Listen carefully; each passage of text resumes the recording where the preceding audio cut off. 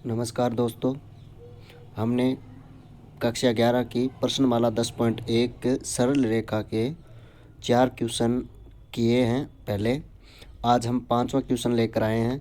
रेखा की ढाल ज्ञात कीजिए जो मूल बिंदु और P0 -4 तथा B8 बिंदुओं को मिलाने वाले रेखाखंड के मध्य बिंदु से जाती है। किन्हीं दो बिंदुओं के मध्य, देखो क्वेश्चन है, मूल बिंदु और P तथा B को मिलाने वाले P और B, P0 और 4, यानी मैंने उल्टा लिख दिया यहाँ पर।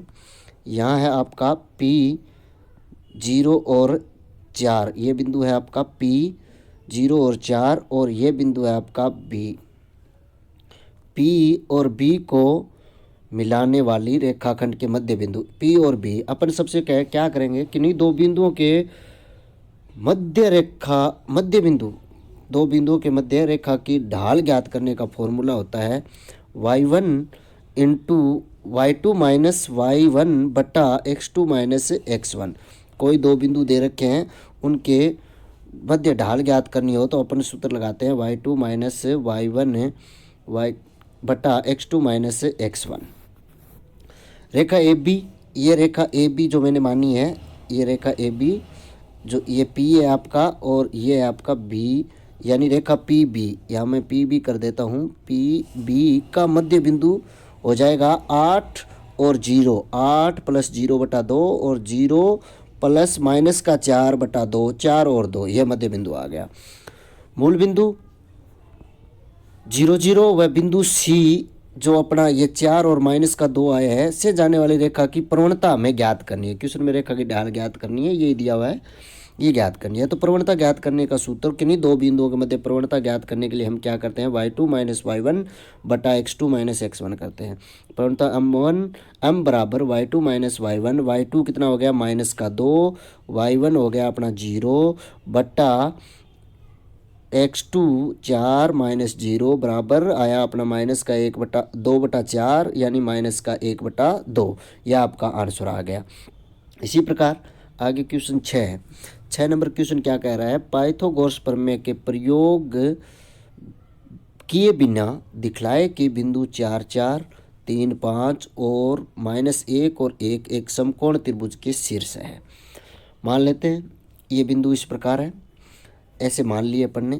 अब क्या करते हैं, अगर समकोण त्रिभुज के शीर्ष हो, अगर कोई भी दो रेखा हो, उनके मध्य की प्रवणता निकालने पर, दो रेखाओं के मध्य की प्रवणता निकालने पर, यानी ढाल निकालने पर, अगर ये दोनों ढाल परस्पर लंबवत होगी या फिर दोनों रेखाएं परस्पर समकोण पर होगी, कब, जब m1 गुणा m2 बराबर माइनस का 1 होगा।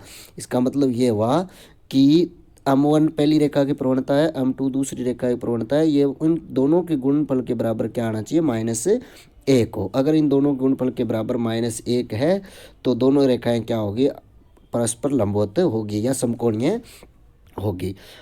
देखते हैं अपन रेखा सबसे पहले ए और सी के बीच में देखते हैं, ए और सी रेखा के बीच में कि ये इस रेखा की प्रवणता, ए सी रेखा की प्रवणता देखते हैं। बिंदु ए है 3 5 और सी है 4 4, बिंदुओं से जाने वाली रेखा की ढाल प्रवणता या ढाल देखते हैं। तो m1 मान लेते हैं इसको, m1 कितनी आई 4, y2 m1 प्रवणता ज्ञात करने का सूत्र अपन ने पीछे पढ़ा था, क्या होता है कि y2 minus y1 upon x2 minus x1 होता है, x1 होता है। ये प्रवणता ज्ञात करने का फॉर्मूला होता है किन्हीं दो बिंदुओं के मध्य।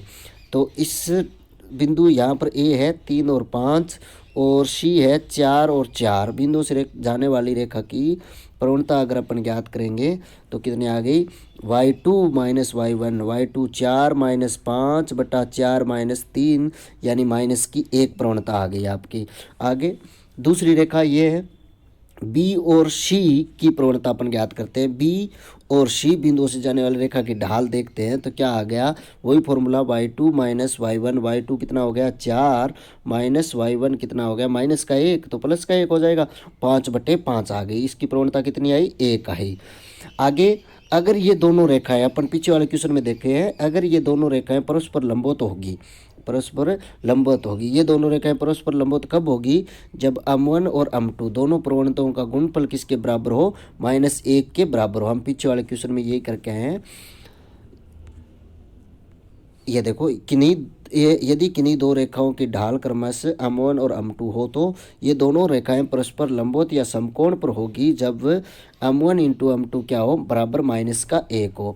यहाँ पर अपना कितना आया? M1 -1 आया, M2 1 आया, दोनों का गुणनफल कितना आया? -1 आया। इसका मतलब इन दोनों रेखाओं के बीच में क्या बनेगा? 90 डिग्री का कोण बनेगा। इन दोनों रेखाओं के बीच में 90 डिग्री का कोण बनेगा। ये 90 डिग्री का कोण बन गया आपका। ठीक है, तो हम कह सकते हैं कि ये दिए गए बिंदु, जो ये बिंदु दे रखे हैं, ये दिए गए बिंदु क्या होंगे? ए, बी और सी, ये एक समकोण त्रिभुज के शीर्ष होंगे। ये आपको यहाँ पर सिद्ध करना था। धन्यवाद दोस्तों।